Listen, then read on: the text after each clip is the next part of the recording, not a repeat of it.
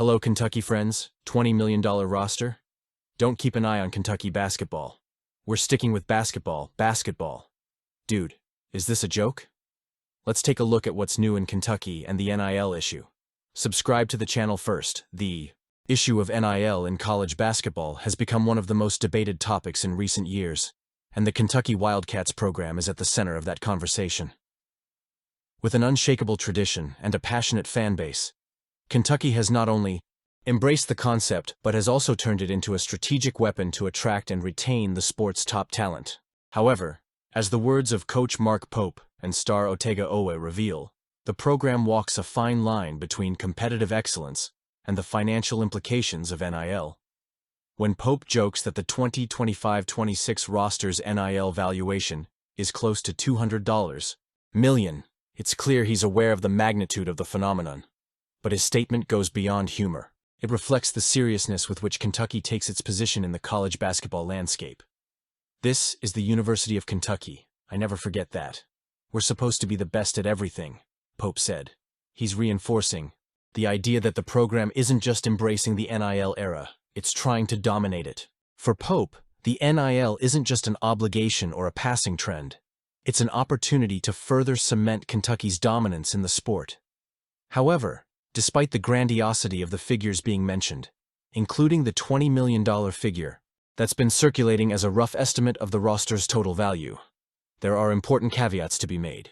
The Kentucky program will never publicly acknowledge the details of individual deals, especially in the case of Owe, whose return to the team was one of the most talked about stories of the offseason.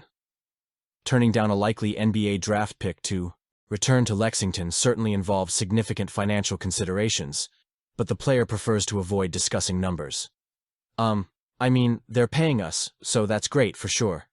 I don't really follow those deal things, Owe said. His public indifference to the topic contrasts with the incessant speculation on social media, where million-dollar figures are debated as if they were game statistics. This disconnect between external perception and internal reality is crucial to understanding Kentucky's approach to the NIL. While fans and analysts focus on the numbers and the supposed payroll of the roster, the players remain focused on what really matters: winning. We stick to basketball, Owe said, reiterating that inside the Joe Kraft Center and Wildcat Cole Lodge, money talk is avoided.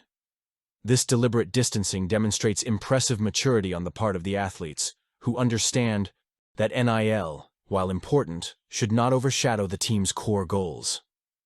Pope's comment about Kentucky's tradition adds another layer to the discussion.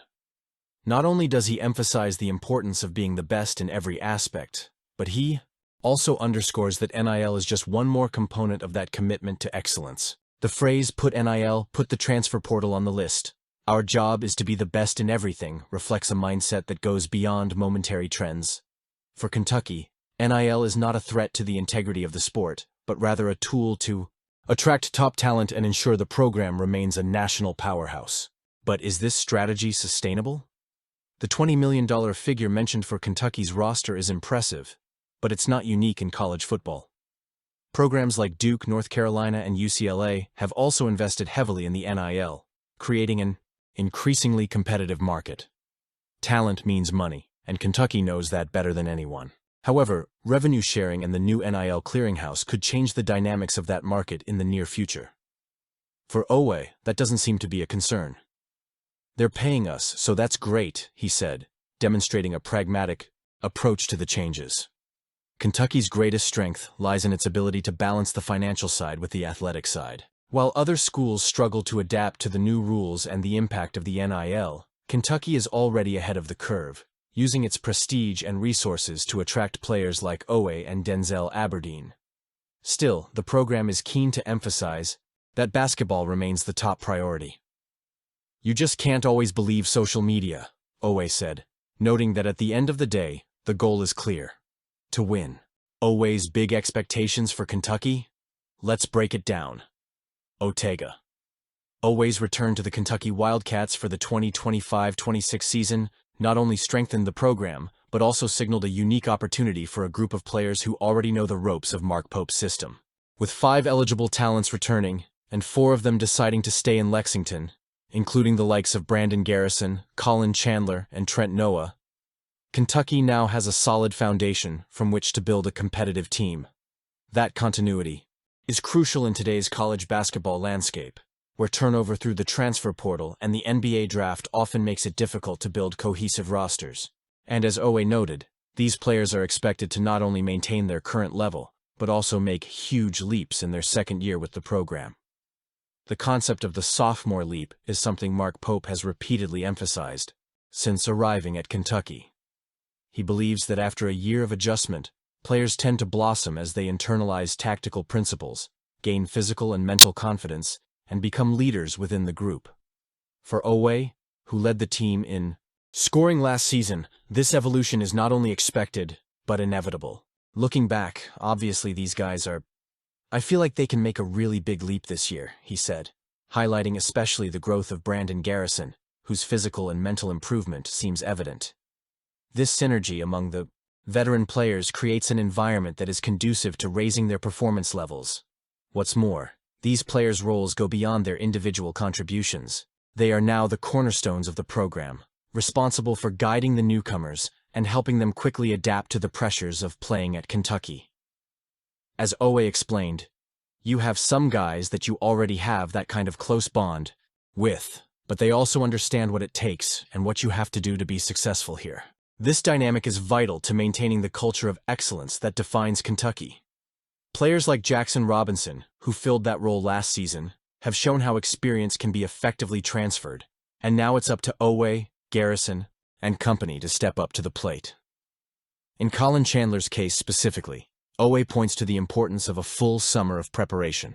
Last season, Chandler had little time to adjust after his arrival, but now, with a full training and recovery cycle, he's in a position to expand his impact.